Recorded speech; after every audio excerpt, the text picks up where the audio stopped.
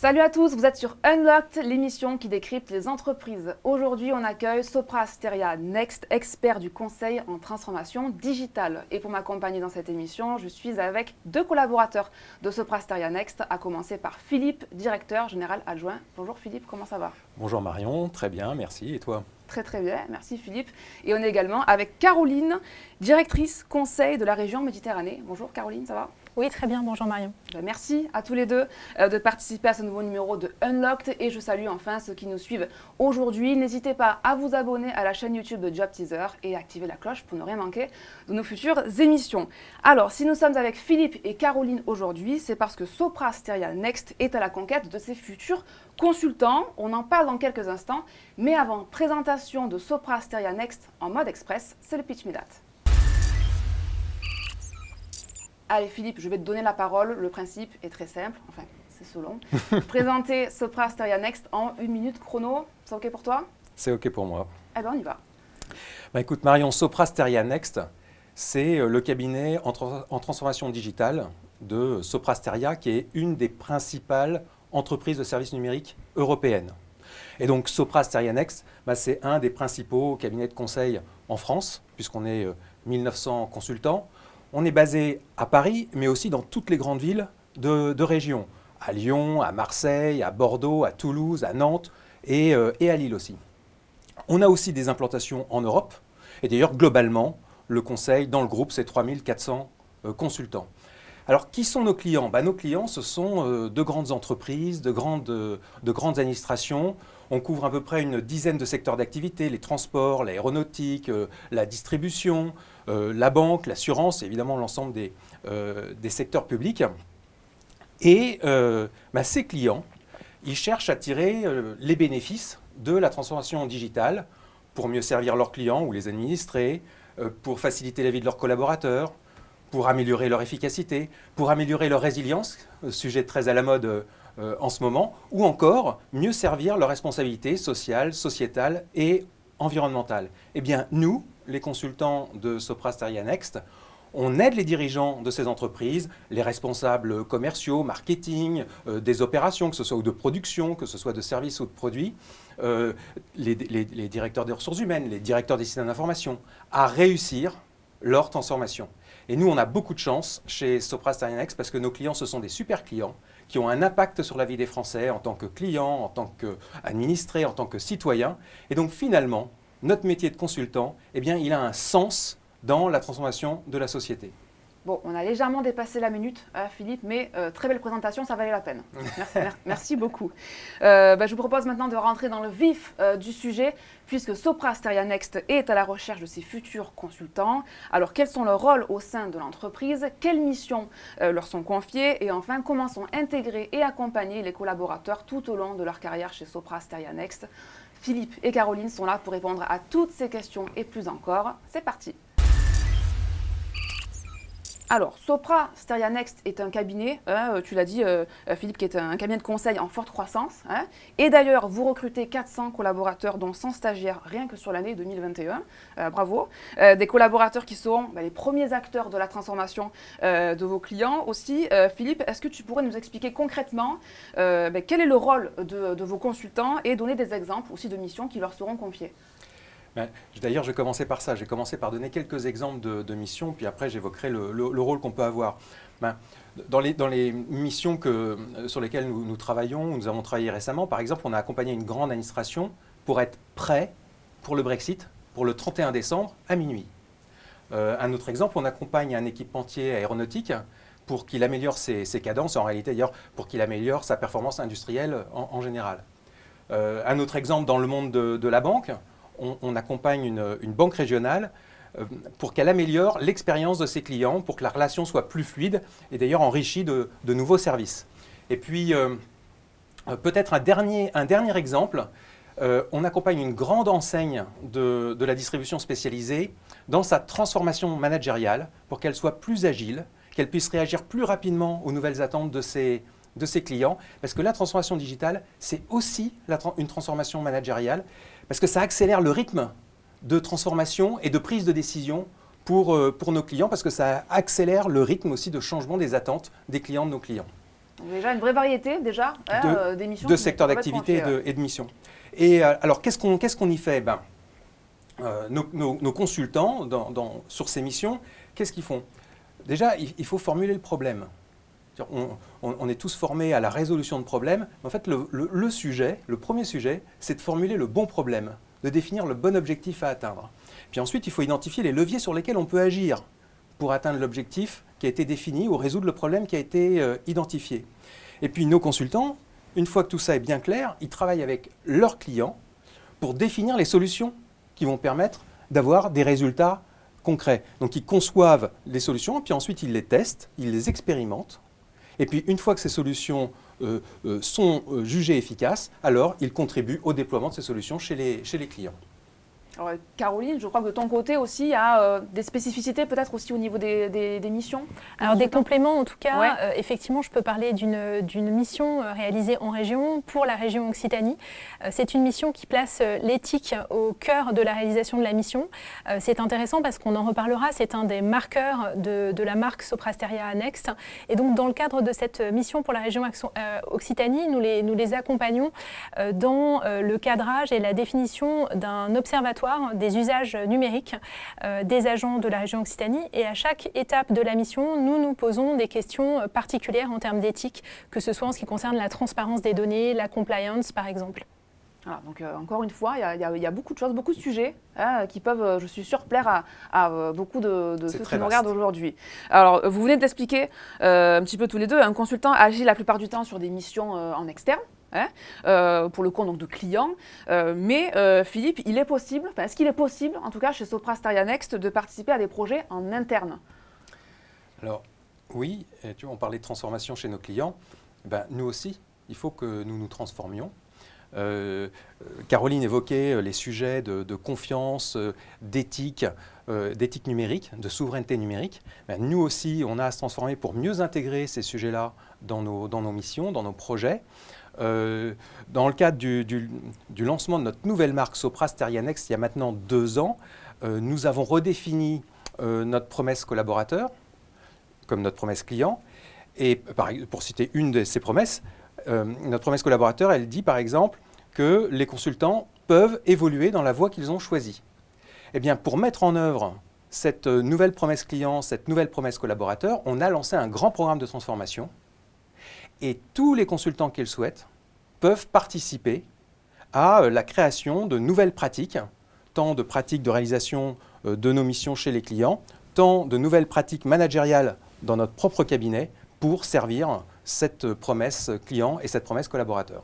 Donc même pour un jeune collaborateur, c'est possible. Alors, je ne sais pas si on vient te voir toi, Philippe, directement, mais on peut proposer des choses, des idées, des projets, c'est ça? Et absolument. Et d'ailleurs, c'est même un des principes de notre programme de transformation, c'est que tous les consultants de toutes les générations, de tous les grades, soient bien embarqués dans ce programme de transformation. Alors Caroline, est-ce qu'il y a d'autres types peut-être de projets aussi sur lesquels on peut s'investir? Oui, alors pour les consultants qui le souhaitent et qui souhaiteraient s'investir en particulier sur des missions sociales ou humanitaires, c'est possible grâce à notre programme de mécénat de compétences. Bon, ça, je pense que ça va intéresser aussi, à mon avis, les jeunes qui nous regardent aujourd'hui. Et on a eu plus de 150 consultants qui ont participé à ce programme de mécénat de compétences l'année dernière. Donc ça fonctionne bien? Ça fonctionne très bien. Merci pour ce complément d'info, Philippe. Alors pour les jeunes qui nous regardent aussi, ça c'est une certitude, il y a souvent un peu d'appréhension quand on passe du monde académique au monde professionnel. Vous êtes passés par là aussi, tous les deux, on le sait. On peut avoir peur de ne pas avoir les compétences nécessaires, par exemple, pour être opérationnel tout de suite auprès de son employeur. Caroline, du coup, chez Soprasteria Next, comment se passe l'intégration et la montée en compétences? En compétences et d'accompagnement à l'intégration qui est mis en place. Alors d'abord, le collaborateur qui arrive, il est accueilli par son directeur d'entité qui va le présenter à l'équipe, lui expliquer le fonctionnement du cabinet, lui expliquer le fonctionnement de nos tribus également, qui sont nos réseaux d'expertise, et puis lui présenter les moyens qui sont mis à sa disposition pour réaliser ses missions.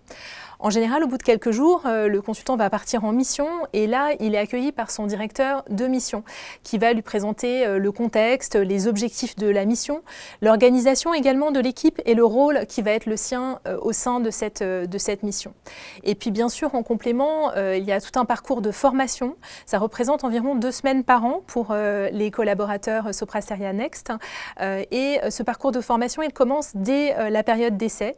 C'est un parcours de formation qui est professionnalisant, mais qui porte également sur les marqueurs de notre marque Sopra Steria Next, en particulier en ce qui concerne l'éthique et la souveraineté numérique. Et on peut avoir des formations tout au long de sa carrière, je veux dire, c'est… Absolument, évidemment. Bon, ça c'est plutôt bien.